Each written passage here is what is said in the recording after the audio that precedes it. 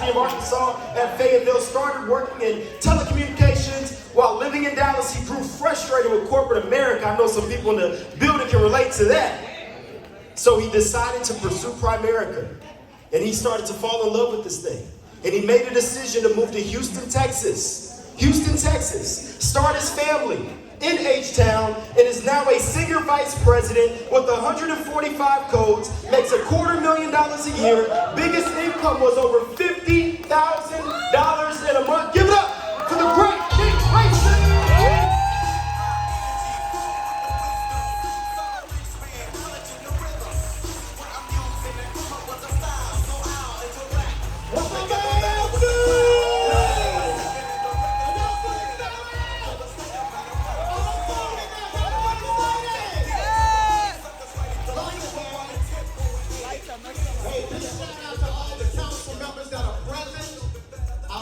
We just love your leadership. We love being a part of this organization. What a peer group to be a part of. You guys challenge us every single day, especially today, just challenging us left and right. I also want to give a big special shout out to our amazing, super dope upline, Stephen and Phoenicia Coleman, who is a full-time district leader I followed to Houston.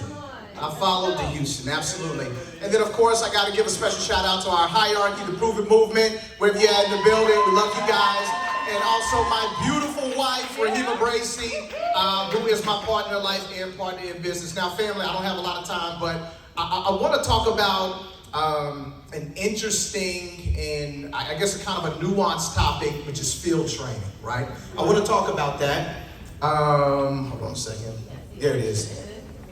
So I want to talk about an interesting and nuanced topic, field training. When I think about field training, I mean, it's one of those things that, you know, I can admit. I mean, we family, right? It's the same space? Yeah. Okay, I can admit that, you know, we haven't always been the best at this. It's an area that we've had to grow in and get better at, and over the years, we've decided to focus a lot of attention and a lot of our energy and resources on really getting better and developing the systems around field training, because I just love hearing the leaders talk about field training. Is anybody else with me? Yeah. Because, you know, when you look at field training and you see it for what it really is, and you examine certain organizations in Primerica that are, you know, consistently producing, they're licensing, you know, they're promoting leaders who are making money in a healthy way. Embedded inside of that organization, there has to be a thriving environment of field trainers. Everybody with me on that? Yeah. And so just to kind of keep it easy, I view field training, and I believe field training is the act of a new recruit and a field trainer basically working together for the development and the advancement of their business. Come on. Are y'all with me? Yes. So it is the act of a new recruit and a field trainer working together for the advancement and the development of their business, right? Now, I mean, you think about field training, I don't know what you think about, but I believe that in order for field training to really work, one of the keys for field training to be successful is that there has to be a commitment. You know, that's the key between, for that working relationship to really work, between a trainer and a new recruit, there has to be some level of commitment. Because when I think about commitment, it carries expectations, right? Is anybody in a committed relationship? Yes. Yeah, you're in a committed relationship. You know, that relationship's come with some expectations, right? That's right. And I don't know if you like my wife, hey, I need you to do what you say you gonna do. You need to be where you say you gonna be. And you need to make some sacrifices to make this work. Anybody ever heard that before? See, that's a committed relationship. And I think that in order for, look, man, hey, you gotta be committed. It's the same thing with field training. It's the same thing. I see, because I believe that, look, you know, if you're gonna make that relationship work, there has to be a commitment there. Now, I feel that the enemy to being committed is being casual, right? And so if you look up the definition of casual, it says to be relaxed and unconcerned. Do you believe that you need to be relaxed and unconcerned with field training? No. See, don't confuse your field training relationship with your Facebook and social media relationships. Come on, Nick. Because if I look at some of y'all Facebook, I'm seeing a lot of casualness going on. Right? Look, I thought he was with Trenisha.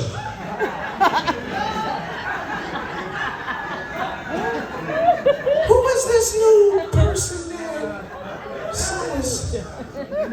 I'm sorry, y'all. I'm going into my presentation. But you need to be committed. And so there's some roles and responsibilities when you're committed. Am I right or am I right? Right. All right, so let's get to some of the roles and responsibilities of a new recruit. Because if you don't function in your role, I can't function in my role. Right. Right? So let's talk about the role of a new recruit. What's your role? You need to become a client. Come on. Right. That's part of your role. I don't need you fighting me at the kitchen table if you're a recruit about whether or not you're going to get this policy. I'm the only one that's never happened to. I got to convince you. Hey, you in Primerica. I got to convince you to get a Primerica policy and you don't have any life insurance. Come on, Coach. You need to complete an orientation. You need to complete an orientation. We got to figure out a strategy to make this thing work. That's part of your role. You need to create a name list. You heard Michelle talk about that just a second ago. Man, you got to create an inventory list. Your name list is the raw material that we use to help you build this business. Right? You need to make a schedule. Nobody's trying to get you to come in here and do this thing every day and burn down the woods. That might not be your schedule. Make a schedule. And then once you have the days identified that you can do Primerica, then what you need to do is set some appointments. Whatever system that your RVP has for you to schedule appointments, use it. Schedule appointments on those days that you need to be present on those appointments.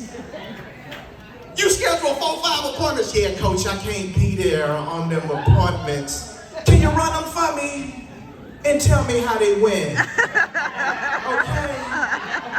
I'm on a plan now. Don't forget to call me and let me know how. Huh?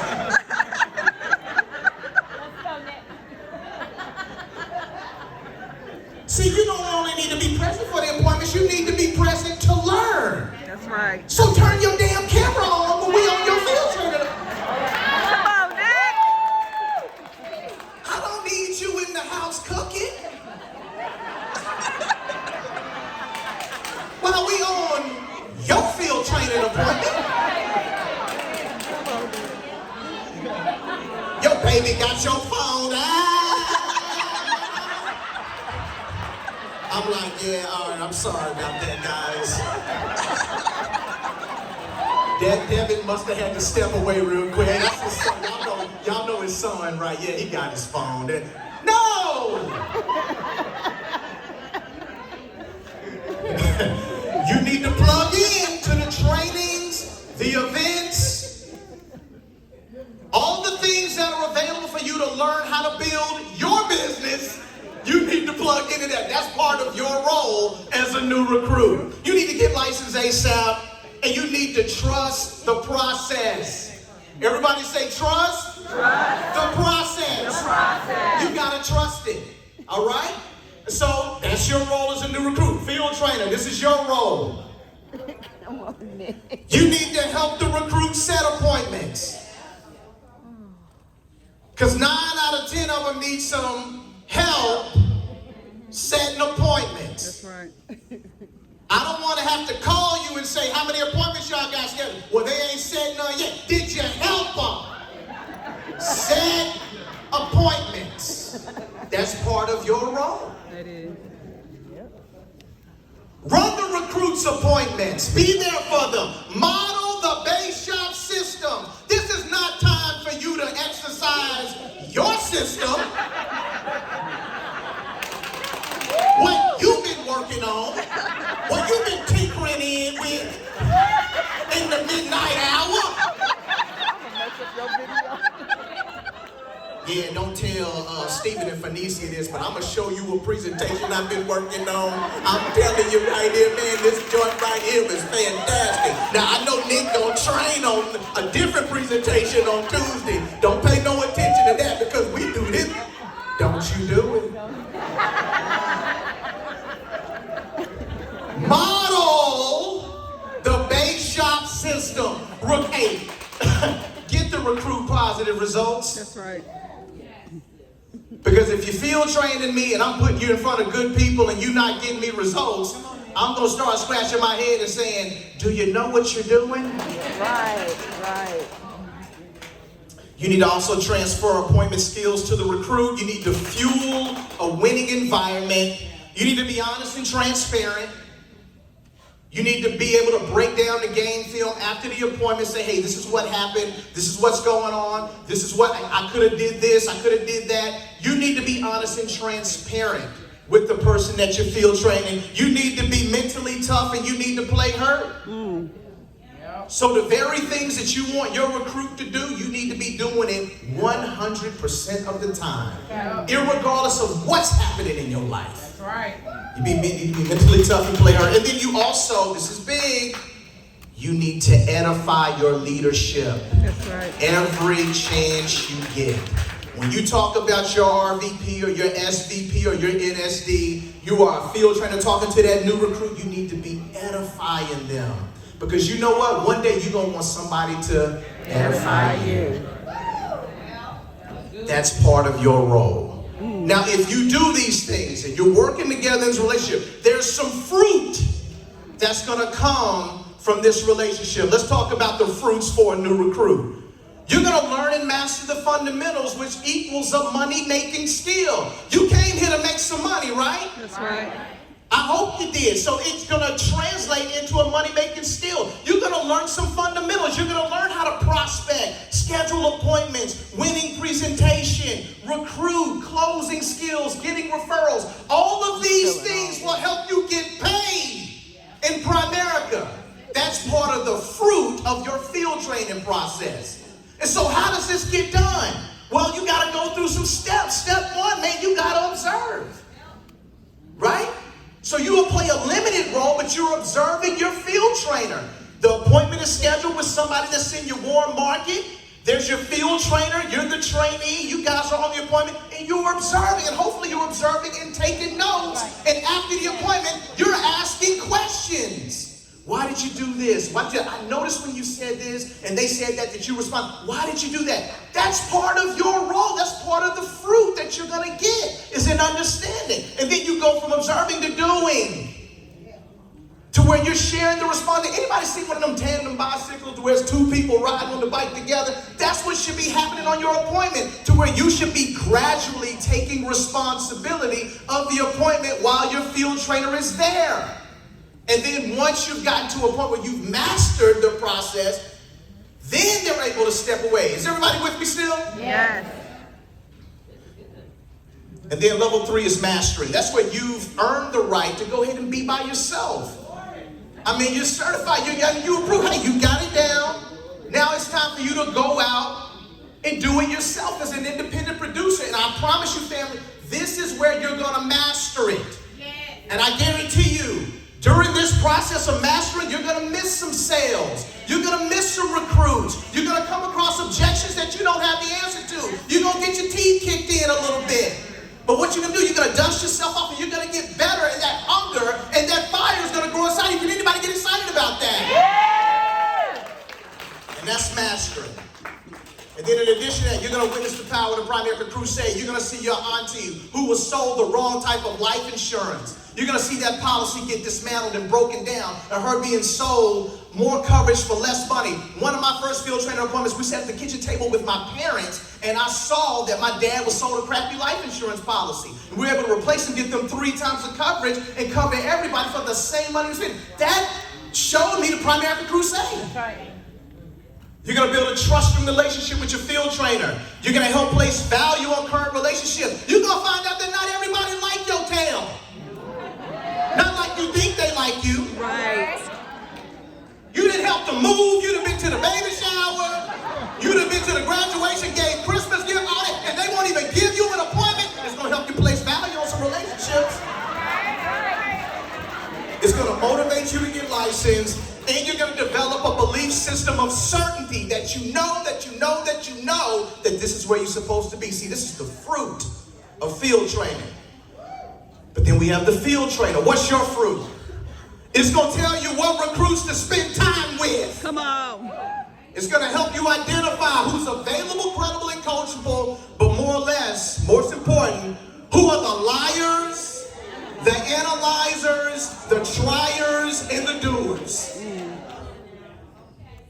It's going to help you identify those people. It's going to provide you feedback on your leadership. Are you a productive leader or are you a reproductive leader? See, Joe, I think a lot of people in this room know how to do the business. But it's very few people in this room that know how to do the business and teach the business. That's right. See, you know how to close a life app. You know how to get a recruitment. Can you teach somebody else systematically how to do it so you can duplicate yourself? That's right. So you'll learn that. That'll be feedback of your leadership.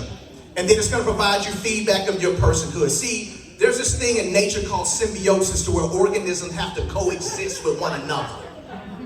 And so there's different types of symbiosis relationships. So you have a parasitism relationship to where one party is feeding off the other. One party is getting good, but the other party is being destroyed.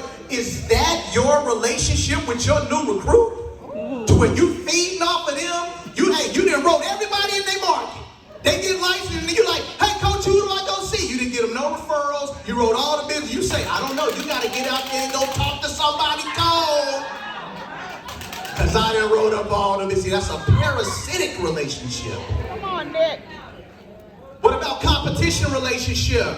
Are you trying to compete with your new recruit? Where you can't just celebrate them and everything. You got to tell everybody that you the one that got them to recruit. You the one that did this for them. You the one that did that for them. You can't just let them be great. Come on. Or do you have a mutualism relationship? To where you know, hey, look, we're working together at this thing. If you win, I win. But I'm not focused on me winning. I'm focused on you winning because if you go up, I go up. See, that's the fruit of field training. And then last but not least, guys, I'm into this phenomenon with tapestries. And if anybody's familiar with tapestries, it's just a work of art. And I'm telling you right now that when you're going through the field training process,